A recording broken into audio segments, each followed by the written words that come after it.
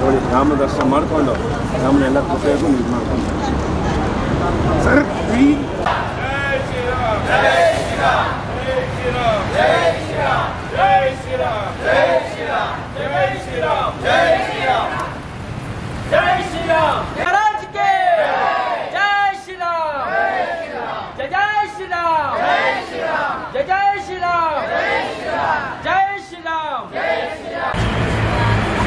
Sir ಹೇಳಿ ಏನು ಉದ್ದೇಶಕ್ಕೆ ಸರ್ ಇದು?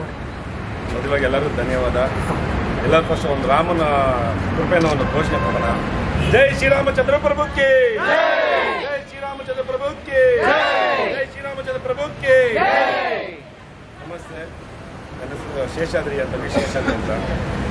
ನಮಗೆ ಭಾಳ ವರ್ಷದಿಂದ ಹನುಮಂತ ಅವರು ಸುಮಾರು ಒಂದು 8 ವರ್ಷದಿಂದ ಪರಿಚಯ. ಇವ್ರು ಬಂದು ಲೆಕ್ಕೇರಿ ತಾಲೂಕಲ್ಲಿ ಇರೋದು. ಇವ್ರಿಗೆಲ್ಲ ಒಂದು ಅನ್ನ ದಾಸರು ಅಂದರೆ ಅದು ಹನುಮಂತ ಅವರೇ. ಅವ್ರಿಗೇನೇ ಬೇಕು ಅಂದರೂ ಮುಖಾಂತರ ನನ್ನಿಂದ ಒಂದು ಸೇವೆನಾಗಲಿ ಏನಾಗಲಿ ಕೇಳ್ತಾರೆ. ಈ ಅಯೋಧ್ಯೆ ಕಾರ್ಯಕ್ರಮ ರಾಮನ ಒಂದು ಅನಿಲ ಸೇವೆ ಅಂತ.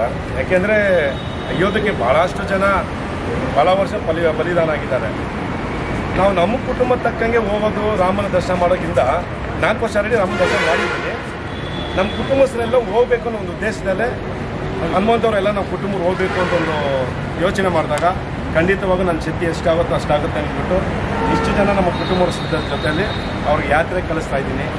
ಹಾಗೆ ಕಾಶಿ ವಿಶ್ವನಾಥ ದರ್ಶನ ಹಾಗೂ ತ್ರಿವೇಣಿ ಸಂಗಮ ಯಾತ್ರೆ ಇದೆಲ್ಲನೂ ಮಾಡಿ ರಾಮನ ಕೃಪೆಗೆ ನಾವೆಲ್ಲರೂ ಭಾಗಿಯಾಗಬೇಕು ಅಂತ ನಾವು ಬಂದಿದ್ದೀವಿ. ಟೋಟಲ್ ಎಷ್ಟು ಜನ ಇದ್ದಾರೆ ಸರ್? ಸರ್ ಟೋಟಲು 40 ಜನ ಇದ್ದಾರೆ ಸರ್. 40 ಜನ ಇದ್ದಾರೆ. 40 ಜನ. ಓಕೆ, ಯಾವ್ಯಾವ ಥರದಲ್ಲಿದ್ದಾರೆ, ಏನೇನು ಪ್ರಾಬ್ಲಮ್ ಇದೆ ಸರ್? ಇಲ್ಲಿ ಬ್ಲೈಂಡ್ಸು ಹಾಗೂ ಹ್ಯಾಂಡಿಕ್ಯಾಪ್ ಹೇಳ್ಬಾರ್ದು, ಚೇತನದವರು, ವಿಶೇಷ ಚೇತನವರು ಮತ್ತೆ ಹಿರಿಯ ಮಕ್ಕಳು ಎಲ್ಲರೂ ಕುಟುಂಬ ಅವ್ರ ಕುಟುಂಬ ಸಮೇತ ನಮ್ಮ ಏನು ನಾವು ವಿಶೇಷ ಚೇತನ ಅಂತ ಹೇಳ್ತೀವಿ ನಾವು, ಮತ್ತೆ ನಮ್ಮ ಕುಟುಂಬ ಸಮೇತರಾಗಿ ಮತ್ತೆ ಹಿರಿಯ ನಾಗರಿಕರು 40 ಜನ ಒಂದು ಹೋಗುವ ಒಂದು ಸಣ್ಣ ಪ್ರಯತ್ನ ಮಾಡ್ತಾ ಇದ್ದೀವಿ ಸರ್. ಪ್ರತಿ ವರ್ಷ ನಾವು ಒಂದೊಂದು ಯಾತ್ರೆಯನ್ನು ಮಾಡ್ತಾ ಇರ್ತೀವಿ. ಕಳೆದ ವರ್ಷದಲ್ಲಿ ಶಿರ್ಡಿ, ಶನಿಸಿಂಗನಾಪುರ ಹಾಗೂ ಅಲ್ಲ ಸುತ್ತಮುತ್ತಲಿನ ಪ್ರೇಕ್ಷಣೀಯ ಸ್ಥಳಗಳನ್ನು ಇದೇ ಕುಟುಂಬ ನಾನು ನಮ್ಮ ವಿಶೇಷ ಚೇತನ ಅಂತ ಹೇಳಲ್ಲ, ನಾನು ನನ್ನ ಪರಿವಾರ ಅಂತ ಹೇಳಲಿಕ್ಕೆ ಇಷ್ಟಪಡ್ತೀನಿ. ನಮ್ಮ ಕುಟುಂಬದ 50 ಜನ ಅಂಗವಿಕಲರು ಸದಸ್ಯರು ಹೋಗಿದ್ವಿ. ಅದಾದ ನಂತರ ಶ್ರೀ ರಾಯರ ದರ್ಶನ ಕಳೆದ ಒಂದು ಮಾರ್ಚಲ್ಲಿ ಹೋಗಿದ್ವಿ, ಮಾರ್ಚಲ್ಲಿ ಹೋಗಿದ್ವಿ. ಅವಾಗಲೂ ಕೂಡ 47 ಜನಗಳ ತಂಡನ ಇದೇ ಕುಟುಂಬ ಪಂಡರಾಪುರ ಮತ್ತು ಇದನ್ನು ಶ್ರೀ ರಾಘವೇಂದ್ರ ಸ್ವಾಮಿ ದರ್ಶನ ಮಾಡಿ ನಮ್ಮದೊಂದು ಬಹುದಿನದ ಕನಸೊಂದಿತ್ತು. ಶ್ರೀರಾಮನ ದರ್ಶನ ಮಾಡಬೇಕು ಅನ್ನೋ ಆಸೆ, ಮಹತ್ವದ ಆಸೆ ಇತ್ತು.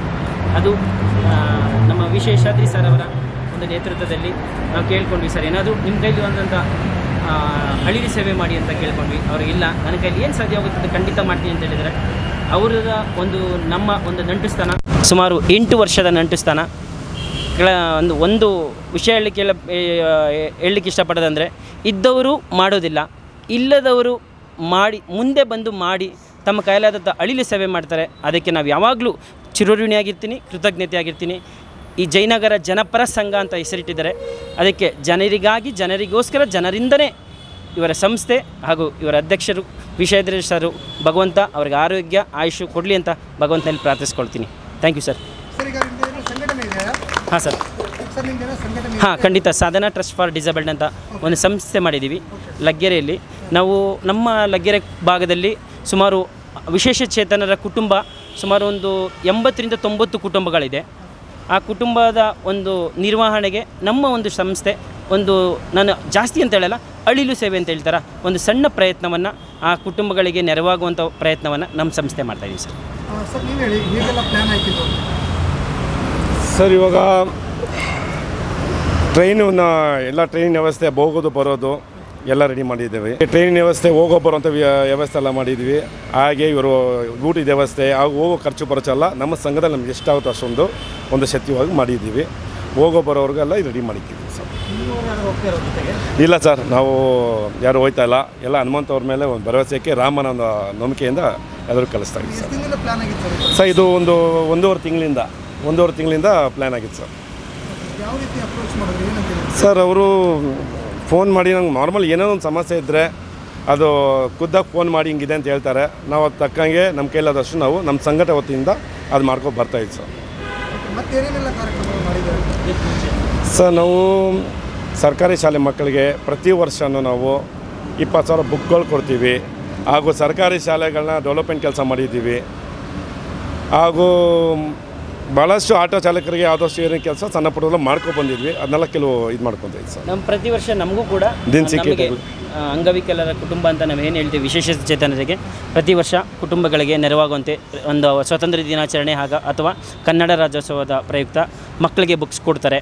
ಅದಾದ ನಂತರ ಫುಡ್ ಕಿಟ್ಸ್ ಅಂತ ಏನು ಹೇಳ್ತೀವಿ, ದಿನನಿತ್ಯದ ಅಗತ್ಯತೆ ವಸ್ತುಗಳು ನಮಗೆ ಏನು ಬೇಕು ಒಂದು 50ರಿಂದ 60 ಕುಟುಂಬಗಳಿಗೆ ಪ್ರತಿ ವರ್ಷವೂ ಕೂಡ ಈ 2 ಕಾರ್ಯಕ್ರಮಗಳನ್ನು ಇವ್ರ ಸಂಸ್ಥೆ ಮಾಡ್ಕೊಂಬರ್ತಿದೆ ಸರ್. ಈ ಸತಿ ನಿಮ್ಮ ರಾಮ ಮಂದಿರ ಕಳಿಸ್ತದೆ, ಎಷ್ಟು ಖುಷಿ ಇದೆ ಸರ್? ಖಂಡಿತ ಸರ್. ನಾವು ಯಾಕೆಂದರೆ ಕೆಲವೊಂದು ನಾವು ಒಂದು ಆಸೆ ಏನಂದರೆ, ಒಂದು ರಾಮ ಜನ್ಮಭೂಮಿ ಓಪನ್ ಆದಾಗ ಟಿ ವಿಯಲ್ಲಿ ನೋಡಿದ್ವಿ ನಾವು ಅಲ್ಲಿನ ವೈಭವ, ಅಲ್ಲಿನ ಒಂದು ಸಾಂಸ್ಕೃತಿಕ ಚಟುವಟಿಕೆಗಳು. ನಾವು ಒಂದು ಆಸೆ ಇರುತ್ತೆ ಎಲ್ಲರಿಗೂ ಕೂಡ, ಒಮ್ಮೆಯಾದರೂ ಶ್ರೀರಾಮನ ಜನ್ಮಭೂಮಿಯನ್ನು ಪಾದ ಸ್ಪರ್ಶ ಮಾಡಿ ಬರಬೇಕು ಅನ್ನೋ ಆಸೆ ಇರುತ್ತೆ. ಹಾಗೆ ನಮ್ಮ ಕುಟುಂಬದಲ್ಲಿರೋ ಎಲ್ರಿಗೂ ಒಂದು ಆಸೆ ಇತ್ತು. ಅದು ಹಲವಾರು ದಾನಿಗಳ ಸಹಕಾರ ಮತ್ತು ನಮ್ಮ ವಿಶೇಷಾಧಿಕಾರ ಸಹಕಾರದಿಂದ ನೆರವೇರಿತು ಸರ್. ಎಲ್ಲರಿಗೂ ನಮಸ್ಕಾರ. ಈ ಒಂದು ದಿನ ಸುದಿನ ನಮ್ಮೆಲ್ಲರ ಬಾಳಿಗೆ ಆನಂದದ ದಿನ ಅಂತೇಳಿ ತಪ್ಪಾಗಲಿಕ್ಕಿಲ್ಲ.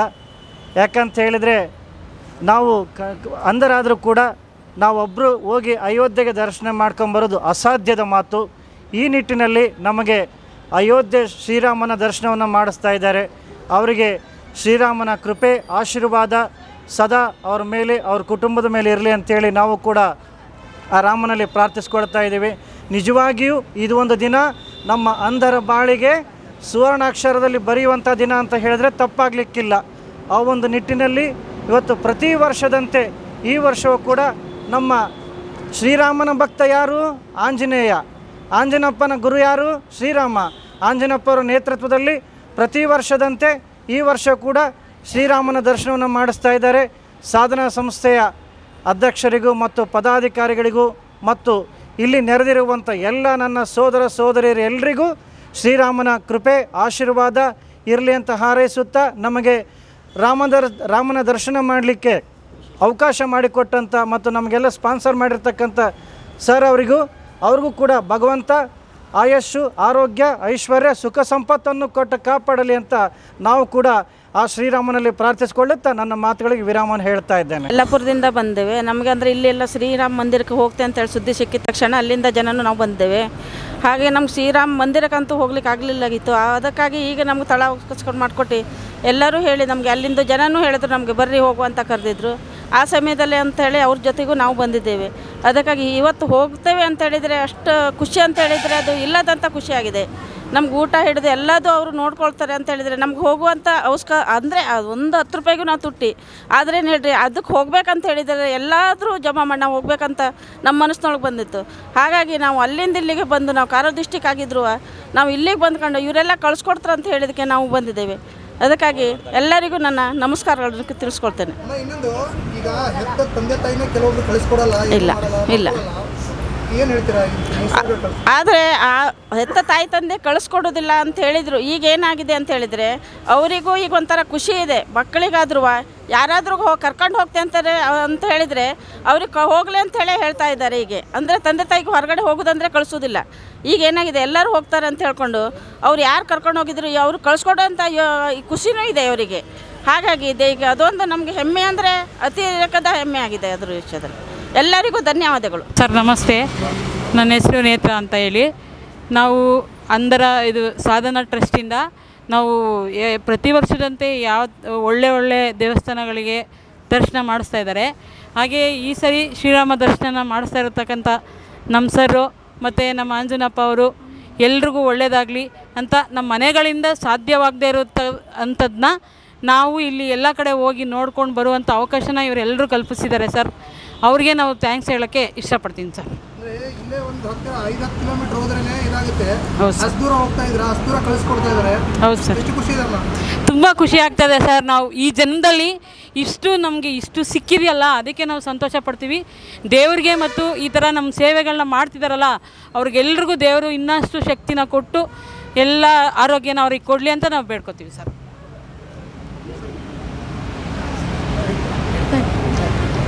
ಸರ್ ಈಗ ಎಷ್ಟು ದಿನ ಅಂತ ಪ್ಲ್ಯಾನ್ ಆಗಿದೆ ಸರ್? ಇವಾಗ 9 ದಿನಕ್ಕೆ ಪ್ಲ್ಯಾನ್ ಆಗಿದೆ ಸರ್. 9 ದಿನ ಒಬ್ಬರು 10 ದಿನ ಆಗುತ್ತೆ. ಎಲ್ಲ ಥರನೂ ರೆಡಿ ಮಾಡ್ಕೊಂಡು ಇದ್ದಾರೆ ಸರ್. ಈಗ ಈಗ ಇಷ್ಟನ್ನೆಲ್ಲ ಕಳಿಸ್ಕೊಡ್ತಾ ಇದ್ದೀರಾ, ಇಷ್ಟನ್ನೆಲ್ಲ ನಿಮ್ಗೆ ಹಾರೈಸ್ತಾ ಇದ್ದಾರೆ, ಏನು ಅನಿಸ್ತಾ ಇದೆ? ಖುಷಿ ಯಾವ ಥರ ಸರ್? ಇದು ಖುಷಿಗಿಂತ ಜವಾಬ್ದಾರಿ ಸರ್, ಕರ್ತವ್ಯ. ಒಬ್ಬ ಮನುಷ್ಯ ಆದಮೇಲೆ ನಾವು ಬರೀ ಸಂಸಾರ, ಕುಟುಂಬ, ಸ್ನೇಹಿತರು ಅದಾಗೆ ನೋಡ್ತಾ ಇರ್ತೀವಿ. ಮನುಷ್ಯನಿಗೆ ಏನೋ ಒಂದು ಇರಬೇಕಲ್ಲ ಸರ್. ಅದಕ್ಕೋಸ್ಕರ ನಮಗೆ ಇದು ಸಂತೋಷಕ್ಕಿಂತ ನಾವು ಜವಾಬ್ದಾರಿಯಿಂದ, ಭಕ್ತಿಯಿಂದ ಕೆಲಸ ಮಾಡ್ತಾಯಿದ್ವಿ. ಇಡೀ ನಮ್ಮ ತಂಡನೇ ಅದನ್ನು ಕೈ ಜೋಡಿಸಿದೆ ಸರ್. ಸರ್ ನಮ್ಮ ತಂಡದಲ್ಲಿ 100ಗಿಂತ ಹೆಚ್ಚಿನ ಜನ ಇದ್ದಾರೆ. ಅವ್ರವ್ರ ಕೆಲಸದಿಂದ ಬರೋಕ್ಕಾಗಿಲ್ಲ, ಇಷ್ಟು ಜನ ಬಂದಿದ್ದೀವಿ. ಎಲ್ಲರೂ ಅವ್ರ ಕುಟುಂಬಸ್ಥರವಾಗಿ ಕೆಲಸಕ್ಕೆ ಬಂದಿದ್ದೀವಿ ಸರ್, ರಾಮನ ದರ್ಶನ ಮಾಡ್ಸೋಕ್ಕೆ. ಸರ್ ನಮ್ಮ ಸಂಘದ ಹೆಸರು ಜಯನಗರ ಜನಪರ ಸಂಘ ಅಂತ. ಜಯನಗರದಲ್ಲಿ ಜನಪರವಾಗಿ ಕೆಲಸ ಮಾಡೋರು ನಾವು. ಇವತ್ತರೂ ಅದೇ ಕೆಲಸ ಮಾಡ್ಕೊ ಬಂದಿದ್ದೀವಿ ಸರ್. 10 ವರ್ಷ ಆಯ್ತು ನಮ್ಮ ಸಂಘಟನೆ ಉದ್ಘಾಟನೆ ಮಾಡಿ. ಅಲ್ಲವರು ಇದೇ ಸೇವೆಗಳನ್ನ ಮಾಡ್ಕೊಂಡು ಖಂಡಿತವಾಗಿ ಬಂದಿದ್ದೀವಿ ಸರ್. ಮಣಿಕಂಠ ಅಂತ ಸನ್ಮಾನ್ಯ ಶ್ರೀ ಶೇಷಾದ್ರಿ ಅವರು ಜಯನಗರ ಜನಪರ ಸಂಘದ ಅಧ್ಯಕ್ಷರಾಗಿರೋ ಅವರ ಸ್ವಂತ ತಮ್ಮ ಪ್ರಧಾನ ಕಾರ್ಯದರ್ಶಿ ಕೂಡ ಈ ಸಂಘಟನೆಗೆ.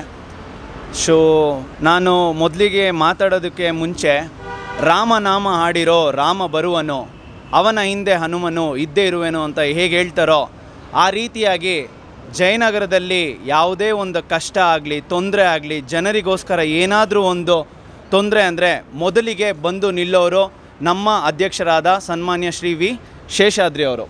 ಈ ಜಯನಗರ ಜನಪರ ಸಂಘದ ಬಗ್ಗೆ ಹೇಳಬೇಕು ಅಂತ ಹೇಳಿದ್ರೆ, ನಾವು ಹೆಚ್ಚಾಗಿ ಯಾವುದೇ ಥರ ಸೋಷಲ್ ಮೀಡಿಯಾಲೇ ಆಗಲಿ ನಾವು ಮಾಡುವಂಥ ಕೆಲಸಗಳನ್ನ ನಾವು ಪ್ರಮೋಟ್ ಮಾಡಲ್ಲ. ಏಕೆಂದರೆ ನಮ್ಮ ಸಂಘಟನೆಯ ಧ್ಯೇಯ ಏನಂದರೆ, ನಾವು ಮಾಡುವಂಥ ಸಹಾಯ ಬಲಗೈ ಮಾಡಿರೋದು ಎಡಗೈಗೆ ಗೊತ್ತಾಗಬಾರ್ದು ಅನ್ನೋ ರೀತಿಲಿ ತುಂಬ ಅನೇಕ ಚಟುವಟಿಕೆಗಳಲ್ಲಿ ಪಾಲ್ಗೊಳ್ತೀವಿ.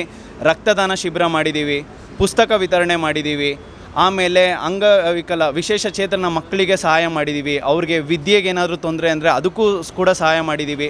ಪ್ರತಿ ವರ್ಷ ಅದು ನಾವು ಶುರು ಮಾಡಿರೋದು ಹನಿ ಹನಿ ಗೂಡಿದರೆ ಹಳ್ಳ ಅಂತ ಹೇಗೆ ಹೇಳ್ತಾರೋ ಅದೇ ರೀತಿಯಾಗಿ ನಾವು ಶುರು ಮಾಡಿದ್ದು 1000 ಪುಸ್ತಕದಿಂದ ಇವತ್ತು ಹೆಮ್ಮೆಯಿಂದ ಹೇಳ್ಕೊತೀವಿ. ಪ್ರತಿ ವರ್ಷ ಜಯನಗರ ಜನಪದ ಸಂಘದ ವತಿಯಿಂದ ನಾವು ಸರ್ಕಾರಿ ಶಾಲೆಗಳಿಗೆ 20,000 ಪುಸ್ತಕಗಳನ್ನು ನಾವು ತಲುಪಿಸಿದ್ದೀವಿ. ಆದರೆ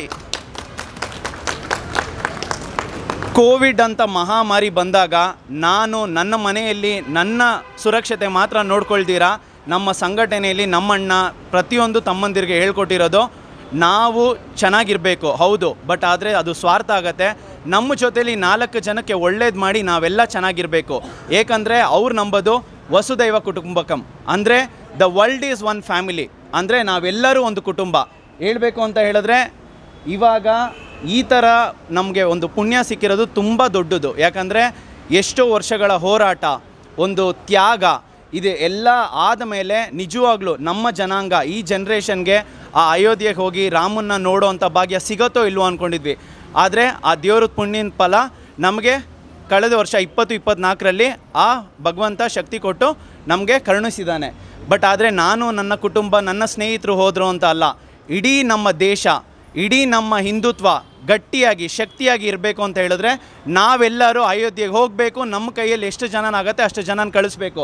ಇದೇ ಧ್ಯೇಯದಿಂದ ನಮ್ಮ ಅಣ್ಣ ಅವರು ಡಿಸೈಡ್ ಮಾಡಿ ಅವರ ಶಕ್ತಿ ಅನುಸಾರ, ಸರ್ ಒಂದು ಮಾತು ಹೇಳ್ತೀನಿ, ನಮ್ಮ ಬಗ್ಗೆ ನಾವು ಜಾಸ್ತಿ ಹೇಳ್ಕೊಬಾರ್ದು ಅಂತಾರೆ. ನಮಗೆ ಹೆಚ್ಚಾಗಿ ಮಾಡೋದು ದಾನ ಅಲ್ಲ, ನಮಗೆ ಮೀರಿ ಸಹಾಯ ಅಂತ ಬಂದಾಗ ನಮ್ಮ ಶಕ್ತಿ ಅನುಸಾರ ಮಾಡ್ತೀವಲ್ಲ ಅದು ದಾನ. ಆದರೆ ತುಂಬ ಜನ ನೋಡಿರ್ತೀರಾ, ಅವ್ರಿಗೆ ಮಿತಿ ಮೀರಿ ದುಡ್ಡು ಹೆಚ್ಚಾದಾಗ ಮಾಡ್ತಾರೆ. ಅದಲ್ಲ ಸರ್, ಇನ್ನೊಬ್ರಿಗೆ ಹಸಿದಾಗ ನನ್ನ ಹತ್ರ ಇಲ್ಲ ಅಂದರೂ ಅವ್ರಿಗೋಸ್ಕರ ಮಾಡೋದಲ್ಲ, ಅದು ನಿಜವಾದ ದಾನ. ಅದನ್ನು ನಾವು ಜಯನಗರ ಜನಪರ ಸಂಘದ ವತಿಯಿಂದ ಮಾಡ್ಕೊಂಬಂದಿದ್ದೀವಿ. ಜೈ ಶ್ರೀರಾಮ್.